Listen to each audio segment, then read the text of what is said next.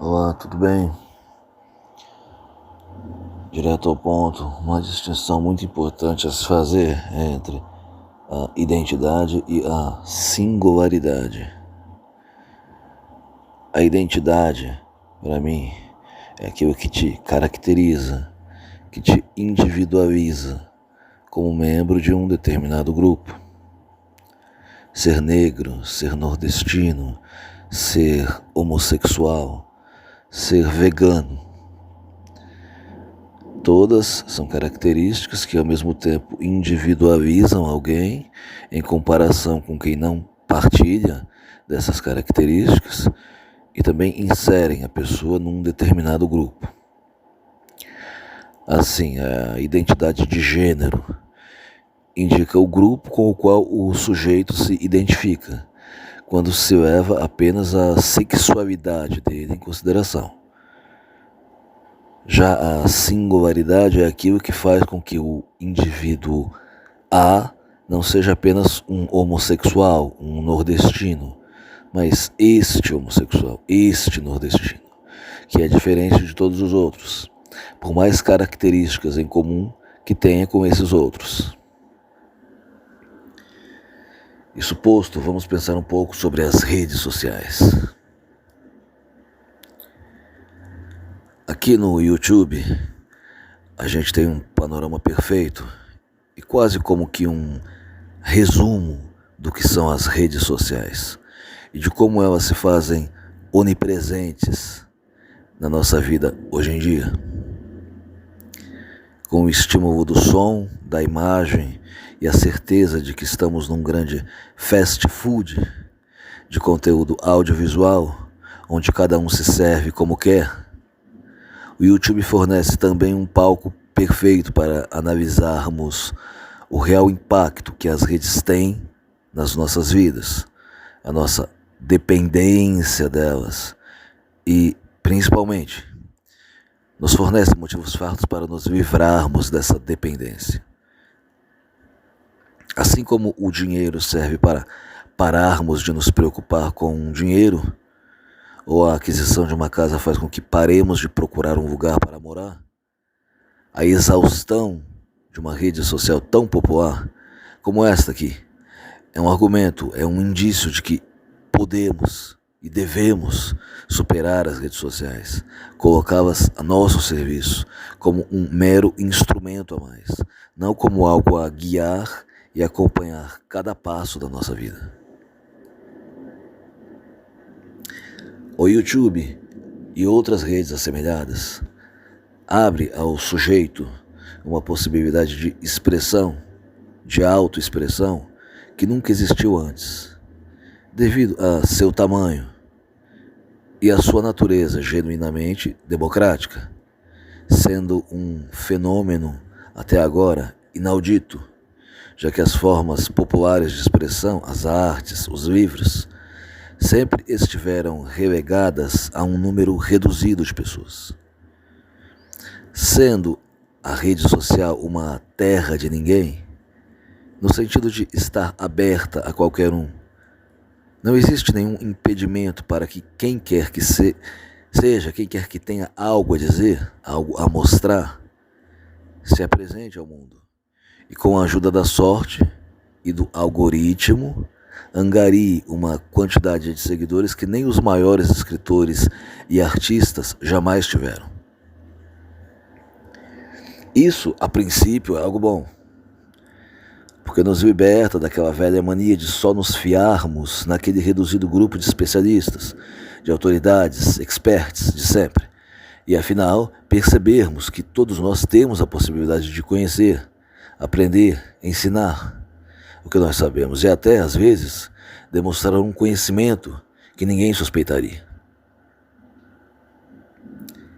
Ao mesmo tempo que abre esse leque tão amplo de expressão para tantos, a rede social e o YouTube em particular possuem meios de garantir que chegue aos usuários principalmente aquilo que ela quer.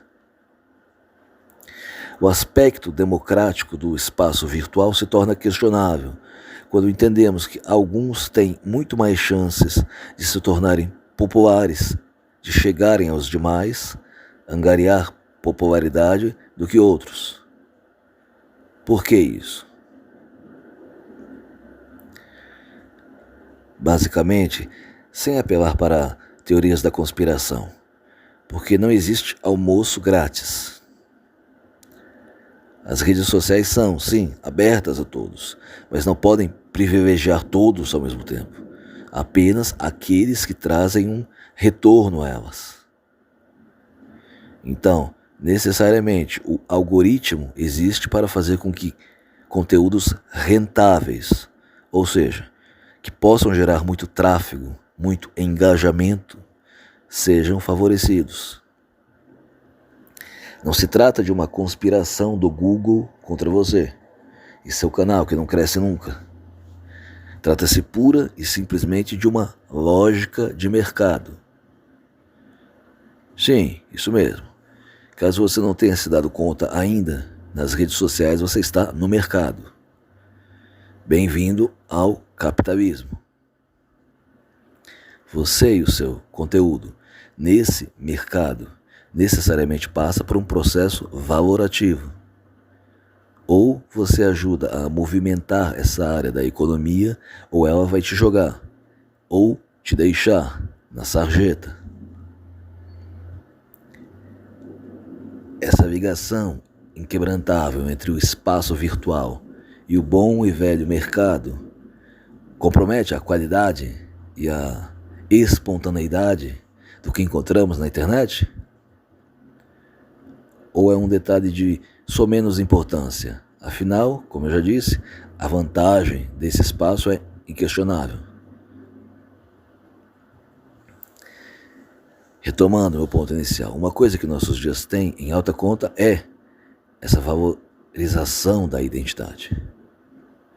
A identidade do sujeito, como alguém negro, brasileiro, ateísta, espiritualizado, viciado em jogos ou sexo, vegano, budista, morador da periferia, enfim, a demonstração que o sujeito A tem as características dele e que essas características não são motivo de vergonha ou exclusão, mas de orgulho. Pois o indivíduo encontra nas redes exatamente outros que partilham ou admiram essas características. Ser assim ou assado, ter características que distingam o sujeito dos demais, é um motivo de orgulho. Mas esse sujeito termina invariavelmente encapsulado num determinado grupo. O grupo dos veganos, o grupo dos fãs da Lady Gaga, o grupo dos olavistas, etc, etc. Então a identidade é valorizada, certo? Isso é bom, por mostrar que existem no mundo os mais diversos tipos de pessoas, mas, ao mesmo tempo, ela só evidencia a necessidade de pertencimento. O sujeito quer mostrar que negro, que nordestino, que autista, etc., também existe e quer ser ouvido, e precisa de espaço para se expressar. Para isso, como eu disse, a rede social abre um espaço até agora inimaginável. Mas ao mesmo tempo ela mergulha todos num mesmo bolo, num mesmo balaio, e cada um vai para o lado dos seus, daqueles que o representam e que têm as mesmas opiniões e experiências que ele.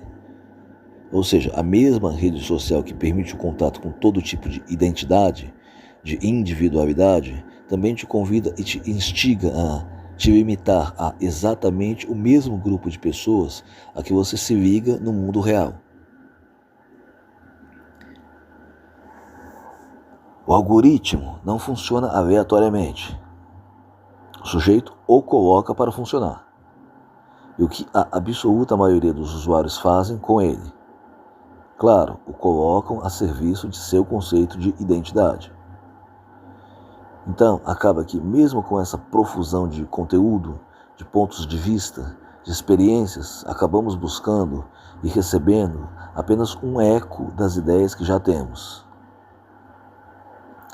E de fato, parece que é exatamente o que a absoluta maioria procura nas redes sociais. Um eco, sua própria visão de mundo refletida em cada postagem que visita. E as redes servem a essa busca. Se o que você procura no YouTube é um eco, opiniões idênticas às tuas sobre tudo, você está bem servido. E a rede te dará exatamente isso. Ela se converte na tua zona de conforto virtual. Não importa no que você acredite. Você é esquerdista? Seja bem-vindo. É de direita? Esteja em casa. É libertário? Aqui é o refúgio dos libertários. Quanto menor a inclinação do sujeito a querer expandir seus horizontes, a querer buscar um diálogo com opiniões divergentes, quanto maior a vontade de se encapsular, mais a rede serve a ele. E como ele sempre encontrará o eco que procura, ele sempre voltará aqui, e a rede não viverá sem ele. Ele faz a roda girar. Muito mais que aquele aberto a todas as opiniões. Porque este, por mais bem intencionado que seja, acaba se cansando da inevitável compartimentalização das redes. Só encontra conteúdo identitário em toda parte. O indivíduo independente acaba se cansando fácil das redes sociais, se cansando de falar sozinho. Curiosamente, muito curiosamente, uma grande parte das pessoas que angariam sucesso na internet atacam exatamente as pautas identitárias. Mas essas pessoas, elas não se dão conta de que elas também defendem pautas identitárias. Um ataca o negro, que faz da cor negra o seu baluarte, e do racismo seu tópico preferencial. Mas como ele faz isso? Se posicionando, se identificando como alguém para quem o racismo é um assunto menor, sem importância. Não ligar para a cor da pele, ser neutro acerca da questão racial, é uma característica identitária. É uma característica de quem busca pertencer e defender um determinado grupo. Da mesma forma, hoje é uma febre na internet, e aqui no YouTube especialmente, atacar a assim chamada lacração. Para aqueles que fazem isso, a lacração, que é o nome ridículo que eles atribuem à defesa das pautas identitárias, é um problema tão grave e que ocupa tanto espaço no cérebro deles, que eles não se dão conta que o que fazem é exatamente o mesmo que eles criticam. Eles também defendem uma pauta identitária, no caso, o grupo daqueles que abominam as pautas identitárias, e se fiam nisso para garantir seu território aqui na selva virtual. Direita, esquerda, conservador, liberal, petista, bolsonarista, patriota ou lambe-botas de americano, viciado em sexo ou virgem até a morte. Tudo isso é o quê? Identidade. Mas aí temos que, ao lado da afirmação da identidade, aqui entendida, nesse sentido de pertencimento a um dado grupo, por mais minoritário que seja, existe esse outro impulso de que eu já falei, a singularidade, a vontade de se destacar de todos os demais, inclusive dos membros do próprio grupo, por características que só o sujeito tem e mais ninguém. A singularidade é o que todos, ou a maioria, afirmam possuir nas redes sociais, já que todos buscam convencer a si mesmos que estão apresentando algo inteiramente inédito e original, ainda que estejam apenas repetindo as mesmas coisas pela milionésima vez, apenas com uma voz, um rosto diferente.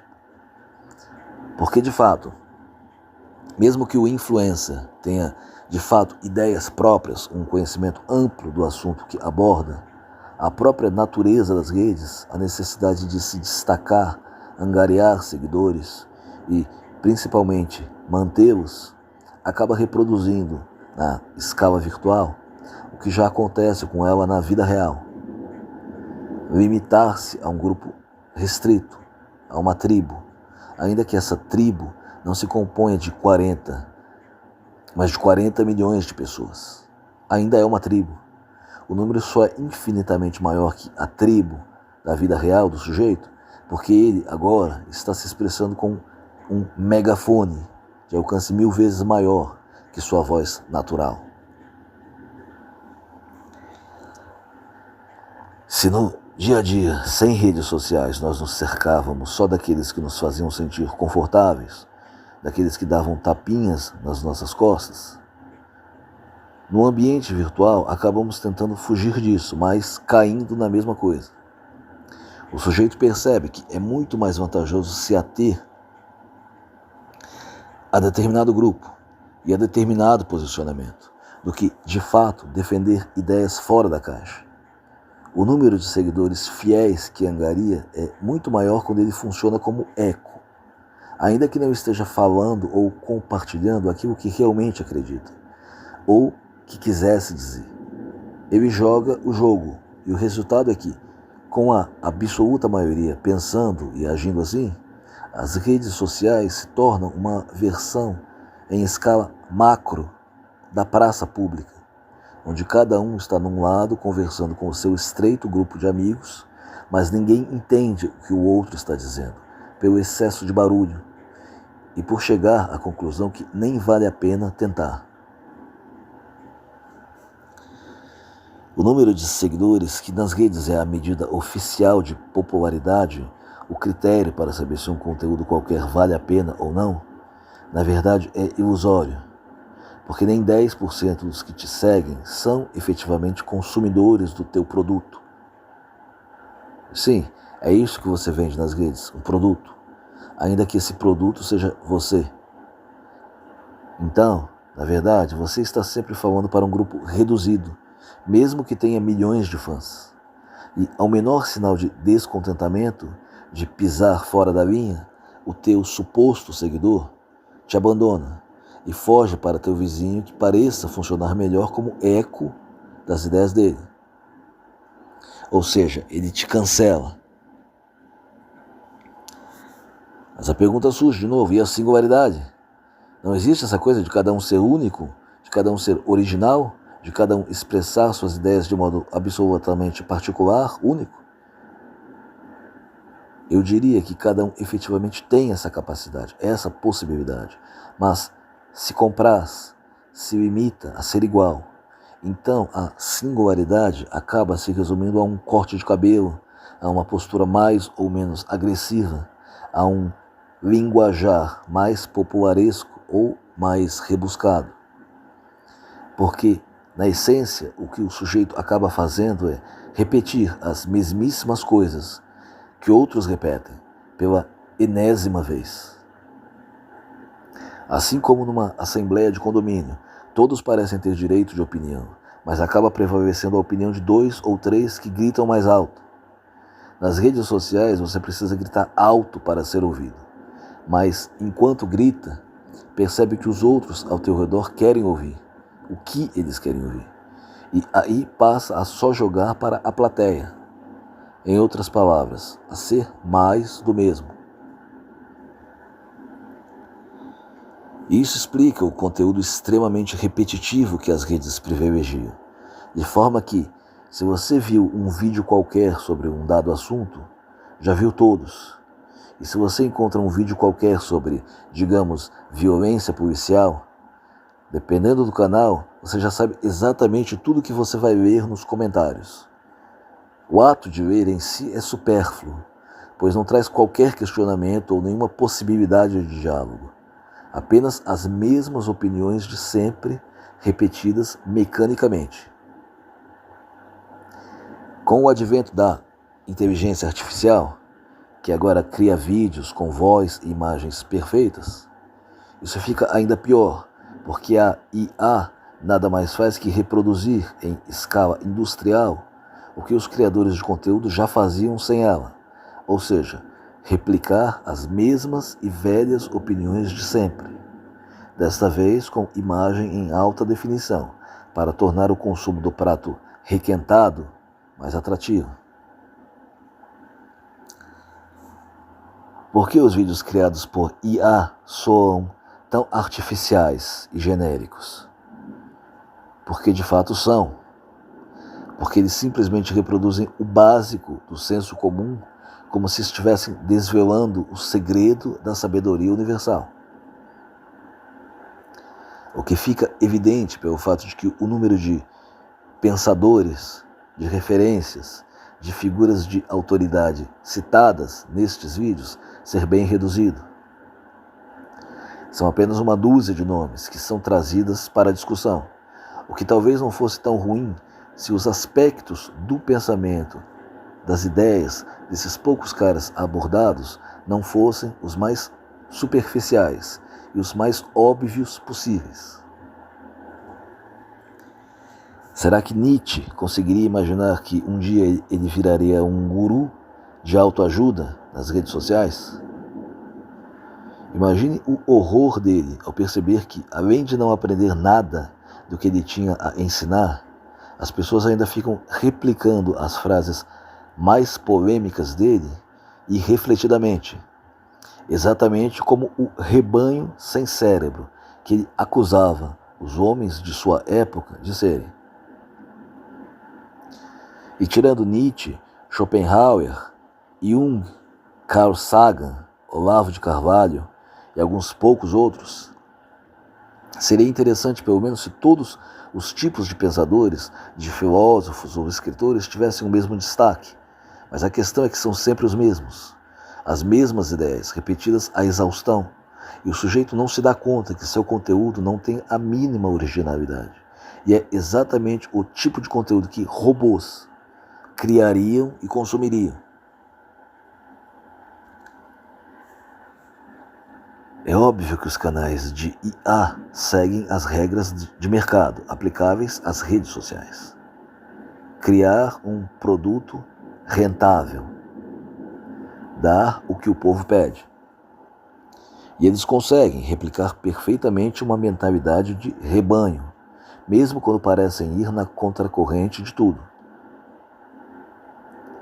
Aí se desnuda o fato de que grande parte dos usuários não procura as redes sociais para pensar, mas para fugir mesmo de qualquer sombra de pensamento. Como o conteúdo é automaticamente nichado, e são os usuários que querem isso, que exigem isso, só chega ao sujeito, ao seguidor, réplicas das ideias que ele já sabe de cor e salteado. Ou seja, ele só aprende o que já sabe. Ou melhor, só busca e recebe a confirmação de validade da sua visão limitada de mundo. Redes sociais são o mercado, são entretenimento. Ok, nada de revolucionário está sendo dito aqui. Nada que alguém não consiga deduzir com um mínimo de esforço. Mas no meu caso aqui, minha preocupação é entender como a identidade, a afirmação identitária e a singularidade, a afirmação da unicidade de cada um, podem, se é que podem, ser salvaguardadas nesse ambiente quase totalmente óbvio.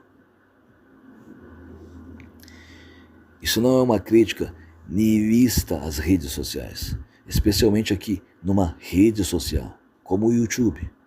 Seria ridículo eu vir aqui dizer: abandonem as redes sociais, salvem suas mentes.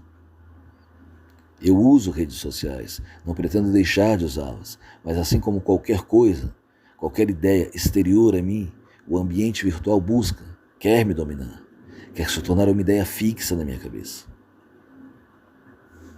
As redes sociais são a ágora de hoje em dia. São o lugar onde se discute o mundo, o lugar onde o povo está. Então é nítido que tudo dentro delas é pensado exclusivamente para atrair as pessoas e para mantê-las presas pelo maior tempo possível. Já que, no fundo, trata-se de apenas do bom e velho mercado e as redes são apenas uma faceta mais moderna dele, tudo que os donos delas, incluindo aí o YouTube, claro, querem é que os usuários consumam seu produto, adquiram produtos dos patrocinadores e mantenham esse setor da economia girando. Esse ponto a gente tem que entender e deixar cristalizado na nossa cabeça. Repetindo, as redes fazem parte do mercado. Além de não oferecer nada de graça, ao contrário do que possa parecer, elas competem entre si e querem para si o maior número de consumidores possível. E como tudo no mercado, são um fim em si mesmo. Ou seja, uma rede social não quer que você a use para aprender algo e depois deixe-a de lado, como algo que esgotou sua utilidade. Ela quer que você, seus amigos, sua família esteja nela permanentemente. Por isso vai utilizar todos os meios possíveis para você entender que aqui você está completamente está inserido no mundo de hoje, faz parte de algo maior. Usando o exemplo aqui do YouTube, vejamos como a rede funciona. Na página inicial, quando você loga, aparece um sem número de vídeos, alguns dos quais você não tem a menor ideia de por que a plataforma está te recomendando. E embora haja, sem dúvida, conteúdo de qualidade nesse meio, grande parte dos vídeos é pura e simples perda de tempo, baboseira ou mais do mesmo. Coisas que você já viu e que já foram repetidas 1 milhão de vezes. A rede, assim, não está minimamente preocupada com a tua educação, com a tua melhora como cidadão. O que ela quer com os conteúdos recomendados é fazer você entender que tudo pode ser visto aqui. Você não precisa recorrer às redes rivais para nada. Quer assuntos sérios? Tem. Quer notícias? Tem. Quer matérias sobre celebridades? Tem. Quer vídeos ensinando como se livrar do vício no YouTube? Tem. Eu sou adulto o suficiente para entender que nem tudo que o YouTube está me recomendando é exatamente para mim. Mas é claro que esse excesso de recomendações aleatórias é distrativo, porque sem querer eu me pego vendo vídeos que são apenas uma grande perda de tempo. Mas é assim que a plataforma funciona, então eu tenho que adaptar ela ao meu gosto, ou seja, só usá-la para o que me interessa de fato, e não me deixar levar por cada coisa que ela me recomenda ver. Até porque, se eu fizer isso, eu não saio mais daqui.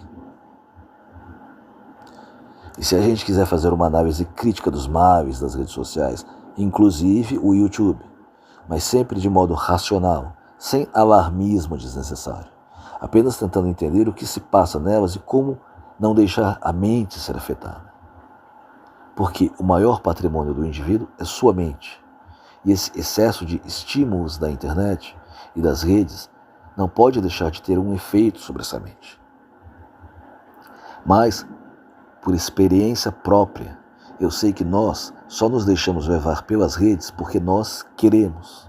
Porque isso, de certa forma, é benéfico para nosso ego. Não porque nós sejamos apenas vítimas influenciáveis. Trata-se pura e simplesmente da dopamina agindo no meu cérebro, me dizendo, me repetindo que aí está um lugar onde eu vou me sentir em casa, vou me sentir satisfeito, cercado de gente que pensa como eu e que afaga meu ego através de likes e engajamento. O que eu percebi através do meu próprio vício em outra rede social, da qual, a duras penas, eu consegui me livrar completamente há algum tempo atrás. Primeiro, aquilo que eu já falei, a rede me impedia de pensar. Por um tempo, isso era bom, era o extremo do relaxamento. Mas depois de um certo tempo eu me dei conta que esse deixar de pensar não era apenas uma forma metafórica de dizer que eu não me preocupava à toa, mas que eu literalmente não conseguia pensar em nada. Não conseguia me concentrar nem ler nada, o que quer que fosse. Eu simplesmente ficava preso naquele mecanismo de retroalimentação, onde o vício se torna um fim em si mesmo. Tinha milhares de seguidores e interagia com eles, mas percebia que eu me tornara dependente daquela interação, de modo que ela funcionava como um mecanismo de compensação de diversas frustrações sociais. Mas o detalhe mais curioso é que minha mente, que é muito racional, me dizia que eu, na verdade, não precisava realmente de nada daquilo. Eu, por um lado, gostava do influxo de dopamina, que é aquele ciclo de postar algo e ser imediatamente aplaudido, não importa a idiotice que fosse, me trazia, mas, ao mesmo tempo, repetia para mim mesmo que eu estava me sabotando, já que estava trocando inúmeros outros prazeres na vida por um só, e que no fundo toda a vida se resumia a ficar com a cara vidrada numa tela à espera de uma notificação. Meu conteúdo nessa citada rede era 100% identitário. Uma parte de mim que eu não compartilho aqui, já que este canal tem outra finalidade. Mas eu criei aquele perfil exatamente para explorar essa minha identidade, essa minha identificação com um grupo de pessoas limitado e, ao mesmo tempo, muito carente de representação. Mas se a identidade com um grupo foi o que me fez criar esse perfil, foi exatamente a percepção da singularidade que me fez abandoná-lo de vez. Porque eu estava ali me iludindo com uma falsa sensação de pertencimento, sendo que minha personalidade, na verdade, não tinha nada a ver com todos aqueles que me seguiam. Eu percebia isso quando eu via seus comentários lucidamente. Só o que me ligava àqueles nomes, àqueles seguidores puramente imaginários, era um aspecto menor da minha personalidade. Ou seja, internamente eu era muito maior do que aquilo que eu estava mostrando ali. E foi essa percepção que acabou me livrando daquele vício, de uma vez por todas. Mas repito, eu não era uma vítima de nada ali. Estava alimentando aquela plataforma com informações do que eu queria ver ali, quem eu queria seguir, e a plataforma estava me dando o que eu pedia. O usuário das redes não é um cordeiro sendo guiado ao sacrifício, nem a rede uma força oculta, maligna, criada para manipular e destruir a mente dele. O usuário cria a rede. Eu é que estava lá movimentando a rede. Ninguém estava me obrigando a fazer isso. Não tem nada de oculto por trás do funcionamento disso aqui. Tudo aqui é óbvio, até demais. Assim como é óbvio que se jactar de número de seguidores é de uma idiotice sem tamanho. Tirando o aspecto puramente econômico da coisa, quer dizer, ter muitos seguidores indica para a plataforma que teu perfil é rentável. Para além disso, tirando o fato do número de seguidores nunca ser algo real, quer dizer, só uma ínfima parcela realmente interage com teu conteúdo, e entre esses, grande parte só quer ver em você um eco, um reflexo de si mesmo, você nada mais é do que aquele que faz o que aquela pessoa gostaria de fazer. Se parece com o que ele queria se parecer e diz as coisas que ele adoraria dizer. Tirando, claro, as inevitáveis exceções, teus seguidores nem são teus, nem são de fato seguidores. O fenômeno do cancelamento deixa bem claro isso. Voltando e respondendo à questão dos males das redes sociais, mas de forma racional, além do já citado encapsulamento, sem dúvida merece nota o fato de elas parecerem impedir o sujeito de conseguir exatamente o que ele mais procura nelas. Por um lado, a sociabilidade é ilusória, já que você acaba só se conectando a um grupo restrito, geralmente de quem pensa igual a você, como você já faz fora das redes. Por outro lado, o próprio conhecimento, que no caso aqui do YouTube é um dos atrativos principais, acaba comprometido, porque você muitas vezes não consegue se concentrar em nada, e conhecimento requer concentração. Além disso, o clima de briga de torcida que toma conta do ambiente das redes, onde você nunca pode estar neutro a respeito de nada, tem que apoiar um lado ou outro, ainda que ache os dois lados igualmente equivocados. Não ajuda em nada. Mas sem dúvida, o problema maior é o fato de as redes serem a coisa mais viciante que existe em toda a internet. O fato de elas quererem te prender dentro de uma narrativa que você mesmo ajuda a criar e conseguirem. como se elas te incentivassem a usá-las como o instrumento ideal para criar a forma final, a forma definitiva da tua própria escravidão. A tentativa de manipulação, de controle de dados, por exemplo, com intenções políticas ou simplesmente mercadológicas, é algo sobre o que devemos estar atentos. Mas aí é o sujeito que tem que tomar cuidado com o que ele compartilha.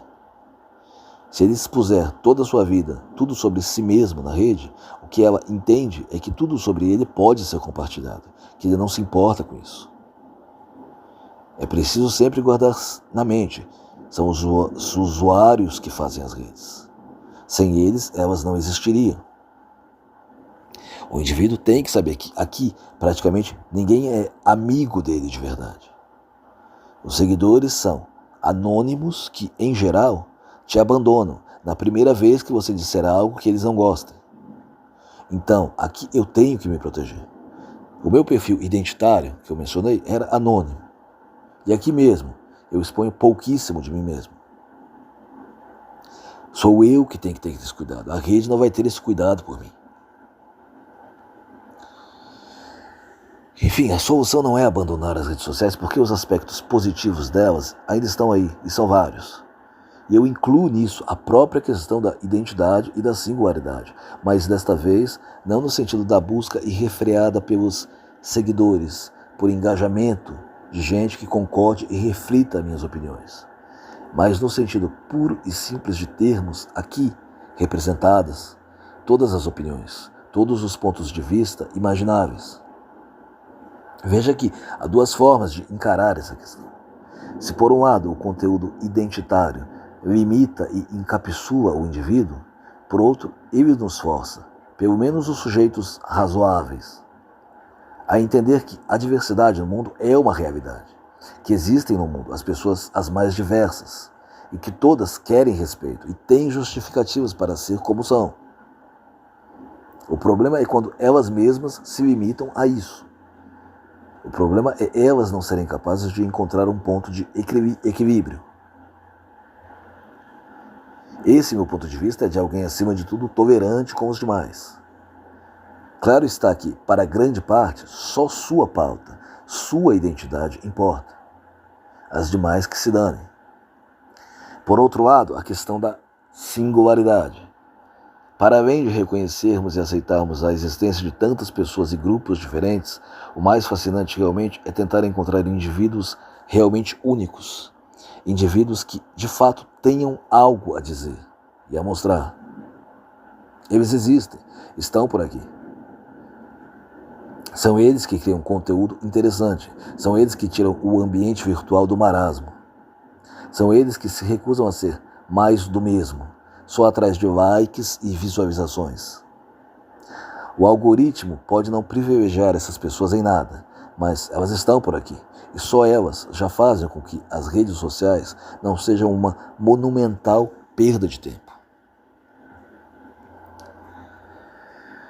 Assim, finalizando, nem sonho em desejar o fim das redes sociais. Só acho importante me conscientizar do modo como elas funcionam, de como me prendem, usando minha própria necessidade de validação e satisfação contra mim mesmo, para não apenas me livrar da possibilidade de um vício, mas também e principalmente para conseguir utilizá-las satisfatoriamente. O mais importante é perceber que eu vivi décadas da minha vida sem as redes e poderia perfeitamente bem voltar a viver sem elas. Elas não são como comida ou água que eu não possa passar sem. Encarando-as como ferramentas que precisam ser moldadas a meus interesses, a todos os meus interesses, não apenas a necessidade de ter meu ego afagado. Eu acabo dando a elas uma utilidade real. Elas não me dominam, sou eu que domino elas. Eu demorei um tempo a aprender isso. Tive que me viciar e perceber que podia vencer o vício, para enfim entender que eu mesmo é que era o problema desde o início. A rede era só um reflexo de mim, do que eu queria ver nela. E assim como eu a crio, eu posso destruí-la. Ou, menos dramaticamente, posso simplesmente desligar a rede e fazer algo mais útil. Obrigado por tua atenção.